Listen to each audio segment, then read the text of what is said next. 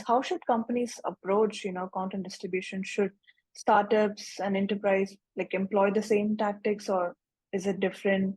Like, how do each of these companies, get started? So it all depends on your resources.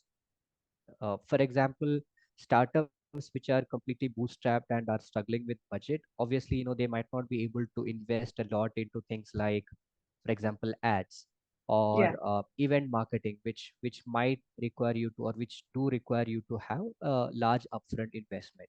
So it all depends on your resources. But at the same time, when you say startups, there are funded startups who which have the resources, which have the people, and can afford to invest some amount of money into active marketing efforts. So it's more about the resources that you have. But assuming that you are a very lean startup and you don't have a lot of budget and you want to operate lean, I would go back to my categorization of must have channels. I think any B2B startup should definitely invest in SEO.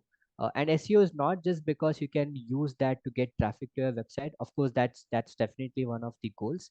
But using something like a blog to create SEO optimized content will also help you kind of position as a thought leader in your space and showcase that you understand your industry.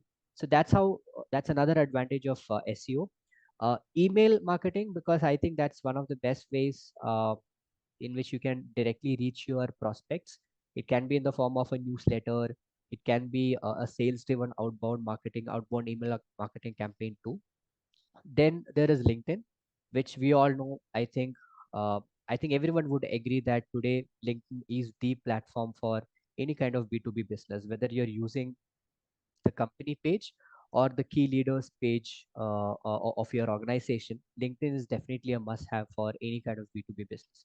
And I would also add video to the mix, because especially if you're an early stage company, people have not seen you, they have not met you, and video is one of the best ways for you to show the people behind your scenes. And I mean, the very reason why I'm doing this video with you, Sanjana, that it's because I want people to see me, because I'm in the agency business and I'm in the services business, and I want people to have a feel of who's actually doing all the things behind the scenes, right? So I would also add video to the mix. These are, I think, the must-have channels, and as the companies grow, as they become more mature, and as they get more resources, then it makes sense to invest in more channels. Now, when it comes to enterprises, those companies which have resources, then I would say that they have to take an omni-channel approach. And you would know that for large brands, right? Whether we take the Apples, or on the B2B side, even if we take the HubSpots or Salesforce of the world, they are everywhere. You go to X, you find them there. You go to events, you find them there. You go to LinkedIn, you find them there. So all of them have taken a very omni-channel approach, or omnipresent approach to marketing, wherein they are not just leveraging one channel but multiple channels. So beyond the usuals, if you look at a lot of these players, they are using Q&A platforms like Quora, for example.